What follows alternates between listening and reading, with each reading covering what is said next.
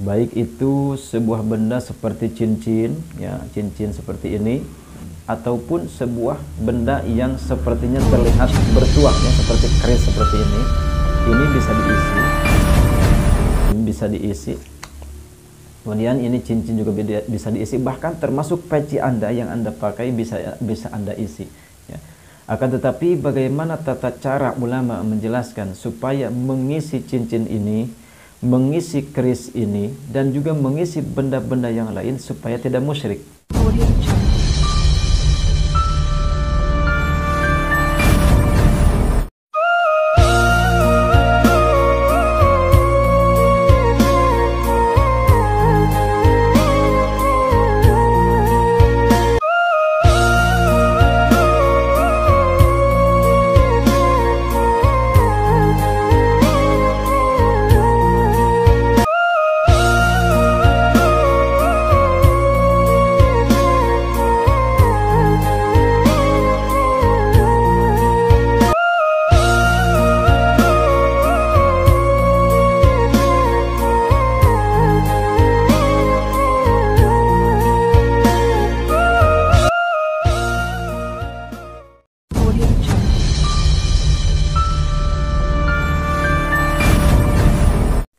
Assalamualaikum warahmatullahi wabarakatuh.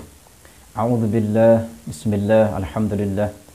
Wassalatu wassalamu ala Rasulillah wa ala alihi wa ashabihi wa mawalah. La haula wa la quwwata illa billah, amma ba'd. Saudara-saudara pemirsa setia channel Majmu'atul Hikam rahimakumullah. Pada kesempatan ini insyaallah saya akan meng-share sebuah tata cara pengisian sebuah benda. Baik itu sebuah benda seperti cincin, ya, cincin seperti ini. Kemudian juga bisa Anda gunakan untuk mengisi sebuah jam tangan ataupun sebuah benda yang sepertinya terlihat bertuah, ya, seperti keris seperti ini. Ini bisa diisi, ya. Ini bisa diisi. Kemudian ini cincin juga bisa diisi, bahkan termasuk peci Anda yang Anda pakai bisa Anda isi, ya. Akan tetapi bagaimana tata cara ulama menjelaskan supaya mengisi cincin ini, mengisi keris ini, dan juga mengisi benda-benda yang lain supaya tidak musyrik. Bagi Anda yang mungkin baru bergabung, silahkan diklik dulu tombol subscribe, like, komen, share sebanyak-banyaknya kepada saudara dan rekan-rekan kita semua. Baik, saya lanjutkan. Di dalam sebuah kitab Asrarul Hikmah, supaya kita lebih yakin dalam mengamalkannya, di dalam sebuah kitab Asrarul Hikmah halaman 94, ya, halaman 94. Bagi Anda yang mungkin memiliki kitabnya, silakan dibuka dan sambil disimak. Musannif menerangkan kepada kita semua bahwasannya untuk mengisi semua atau segala macam azimah, ya, baik itu cincin, sabuk dan lain sebagainya, ya, bisa Anda isi, ya, termasuk sorban Anda dan barang-barang yang kesayangan Anda, silahkan bisa diisi. Diisi dengan apa? Tentunya diisi dengan doa, ya. Sebagaimana kita mengetahui bahwasannya doa itu bisa ditiupkan, bisa diisikan kepada setiap benda, ya. Tidak hanya kepada air, akan tetapi kepada benda-benda pun bisa Anda isi, ya, bisa Anda isi. Seperti ini adalah cincin. Ini insya Allah cincin ini sudah terisi, ya, sudah terisi dengan doa maksudnya. Akan tetapi supaya tidak musyrik ada tata caranya. Jangan sampai Anda memiliki barang dan benda yang terisi dengan sebuah doa atau sebuah keberkahan, akan tetapi Anda sendiri celaka di dalam akidah dan tauhid Anda sehingga menimbulkan kemusyrikan. Ini naudzubillah min dzalik, ya. Sebetulnya mengenai musyrik atau tidak, ini tergantung kepada i'tikad kita dan ketauhidan kita, ya. Apakah kita bergantung kepada Allah Subhanahu wa taala atau kita bergantung kepada benda, ya. Sebetulnya benda ini tidak ada apa-apanya, ya. Cincin ini tidak apa-apanya, tidak ada apa-apanya. Akan tetapi apabila kita meyakini bahwa cincin ini memiliki kekuatan, akan tetapi apabila keris ini memiliki kekuatan tanpa kekuatan dari Allah, ini yang musyrik, ya. Sehingga kita tidak lagi bersandar kepada Allah, tidak lagi bersandar kepada Allah, malah bersandar kepada keris, malah bersandar kepada cincin. Ini yang musyrik. Sehingga kita melupakan Allah, lebih percaya kepada cincin dan keris daripada kepada kekuatan Allah Subhanahu wa taala. Ini yang musyrik. Ya. Apabila Anda tetap meyakini bahwa cincin ini tidak ada apa-apanya kalau tidak diberikan kekuatan oleh Allah, kalau tidak diberikan keberkahan sebuah doa oleh Allah Subhanahu wa taala, ini insya Allah tidak akan musyrik, ya. Sehingga di dalam sebuah kitab Asrarul Hikmah, ulama menjelaskan bahwasannya untuk mengisi benda-benda tersebut, caranya adalah, silahkan disimak bagi Anda yang mungkin punya cincin atau punya sabuk atau punya barang-barang aksesoris apa saja bisa Anda isi, ya. Bisa diisi dengan doa. Caranya adalah yang pertama, baca Fatihah kepada Nabi Sulaiman alaihissalam. Cara membacanya adalah Linabiyillahi Sulaiman al-Fatihah. Nah, ini dibaca 11 kali. Kemudian silakan Anda baca surah Al-Ikhlas sebanyak 11 kali. Setelah itu baca sholawat juga sama 11 kali. Sholawatnya bebas. Utamakan sholawat Ibrahimiyah. Atau mungkin apabila Anda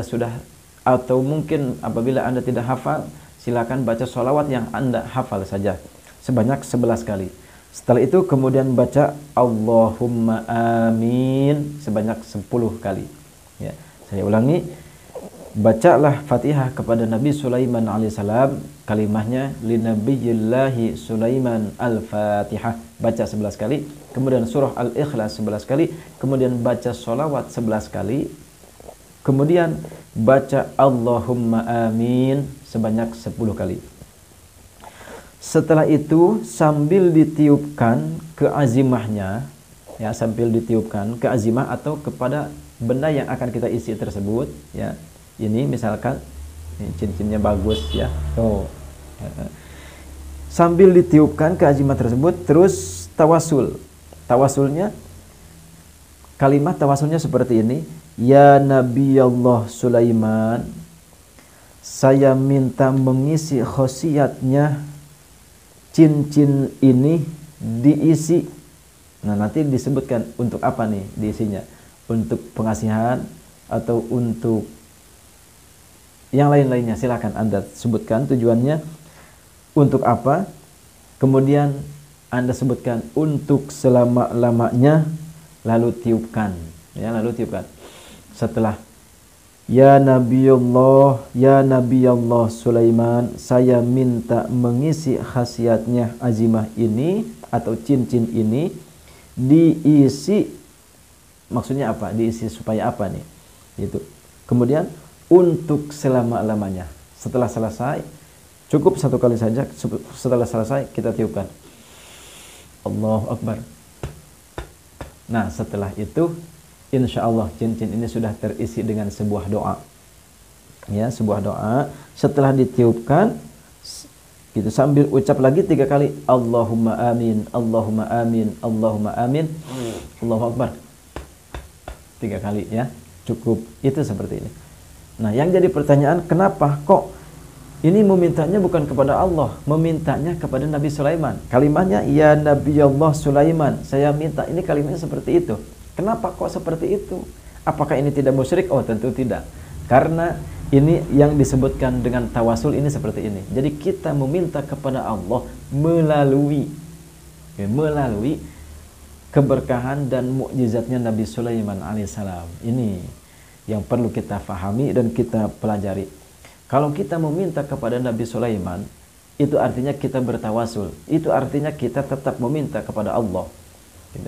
Karena apa? Karena tidak mungkin ada Nabi Sulaiman tanpa Allah wujudkan Nabi Sulaiman. Dan nantinya Nabi Sulaiman pun akan tetap meminta kepada Allah Subhanahu wa taala. Ini karena Nabi Sulaiman lebih dekat kepada Allah daripada kita. Ya, ini tawasul yang pertama. Karena di dalam sebuah kisah ternyata Nabi Sulaiman alaihissalam memiliki sebuah cincin, ya, memiliki sebuah cincin yang luar biasa, yang konon dari sebuah kisah bahwa cincin tersebut adalah cincin dari surga. Ya, ini yang pertama. Setelah kita bertawasul kepada Nabi Sulaiman, kemudian kita bertawasul kepada Syekh Abdul Qadir Al-Jailani qaddasallahu sirruhul aziz, yang kalimahnya adalah Asy-Syaikh Abdul Qadir Al-Jailani Al-Fatihah.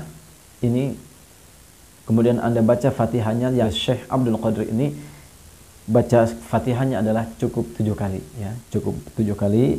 Kemudian baca lagi Jami'i Auliya'illahi Ta'ala Al-Fatihah, juga sama 7 kali Fatihahnya. Kemudian baca surah Al-Ikhlas 7 kali. 7 kali. Kemudian sholawat 7 kali. Kemudian kita bertawasul lagi, meminta kepada Allah melalui keberkahan dan karomahnya Syekh Abdul Qadir Al-Jailani. Kalimahnya adalah sebagai berikut: Ya Syekh Abdul Qadir Al-Jailani serta para wali, saya minta mengisi barang ini supaya diisi dengan apa? Sebutkan tujuannya. Yang bisa dicoba ya, sebutkan yang bisa dicoba. Kemudian kita bacakan lagi Allahumma amin, Allahumma amin, Allahumma amin sebanyak 3 kali. Kemudian kita tiupkan Allahu Akbar. Nah, seperti itu. Insya Allah dengan tata cara seperti ini, maka cincin atau barang Anda, atau mungkin sabuk Anda, atau mungkin sorban Anda atau peci Anda, otomatis sudah terisi dengan keberkahan doa, otomatis sudah terisi dengan keberkahan-keberkahan solawat yang sudah kita bacakan. Insya Allah dengan tata cara seperti ini, insya Allah kita akan mendapat keberkahan dari sebuah doa-doa yang sudah kita bacakan. Amin ya Allah ya Rabbal Alamin.